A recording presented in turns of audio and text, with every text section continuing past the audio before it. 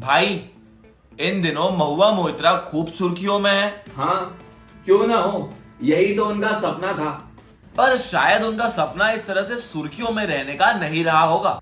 मतलब ये कि हीरानंदानी ने बताया कि महुआ जब विधायक थी तब वो चाहती थी कि वो कुछ ऐसा करे जिससे उनका नाम देश स्तर पर हो, और तब महुआ के एक दोस्त ने उन्हें सलाह दी थी कि उन्हें पॉपुलैरिटी पाने के लिए शॉर्टकट अपनाना चाहिए।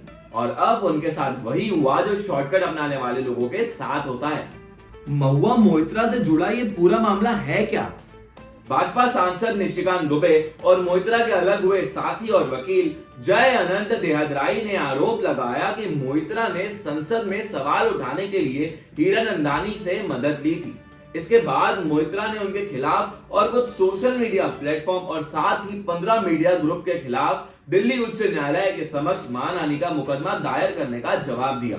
इस बीच निशिकांत दुबे की शिकायत को लोकसभा अध्यक्ष ओम बिरला ने संसद की आचार समिति को भेज दिया है। इसके बाद बिजनेसमैन दर्शन हीरानंदानी ने इस आरोप की पुष्टि की, जिसकी वजह से महुआ मोइत्रा के लिए गंभीर झटका साबित हुआ।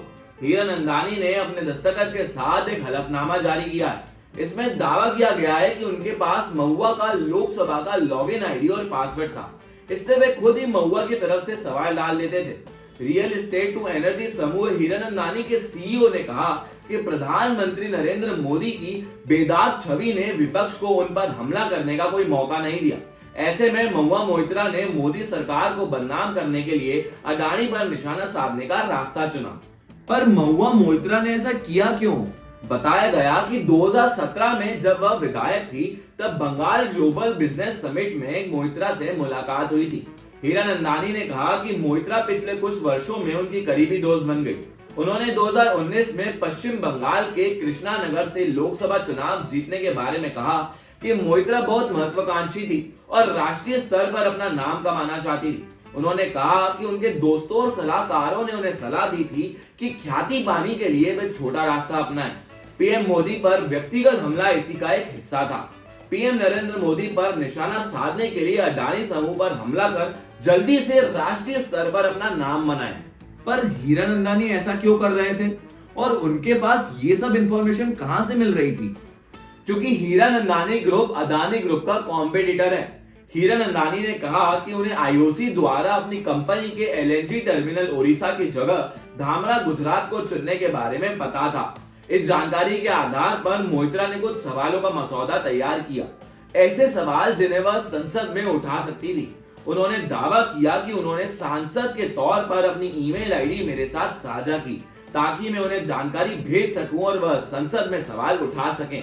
अदानी समूह से संबंधित उनके द्वारा भेजे गए प्रश्नों पर मिली प्रतिक्रिया से खुश होकर मोइत्रा ने अदानी समूह पर अपने हमलों में उनका समर्थन जारी रखने का अनुरोध किया। अच्छा, और बदले में मोइत्रा को पॉपुलैरिटी मिल रही थी? सिर्फ पॉपुलैरिटी ही नहीं, और भी बहुत कुछ मिल रहा था मोइत्रा को। जैसे? और किससे? हीरानंदानी से।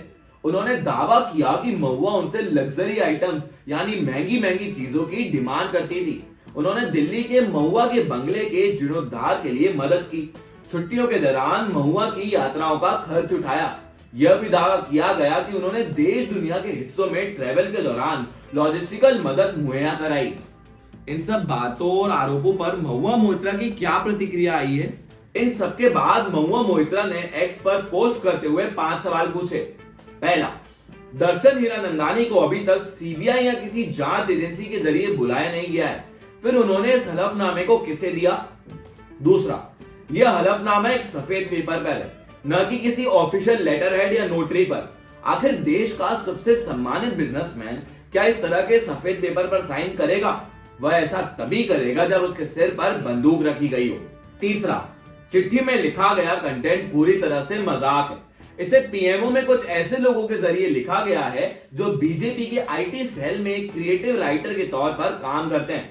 यह पीएम मोदी और गौतम अडानी के लिए गीत गाता हुआ नजर आता है। इसमें उनके हर प्रतिद्वंदी को मेरे और मेरे कथित भ्रष्टाचार से जोड़ा गया है। इसमें जिन लोगों के नाम लिए गए हैं उन्हें देखकर ऐसा लगता है कि जैसे सबका नाम घुसा दो, ऐसा मौका फिर नहीं आएगा। चौथा, पैराग्राफ के 12वें हिस्से में लिखा गया है कि दर्शन ने मेरी मांगे इसलिए मान ली क्योंकि उसे मुझे नाराज करने का डर था।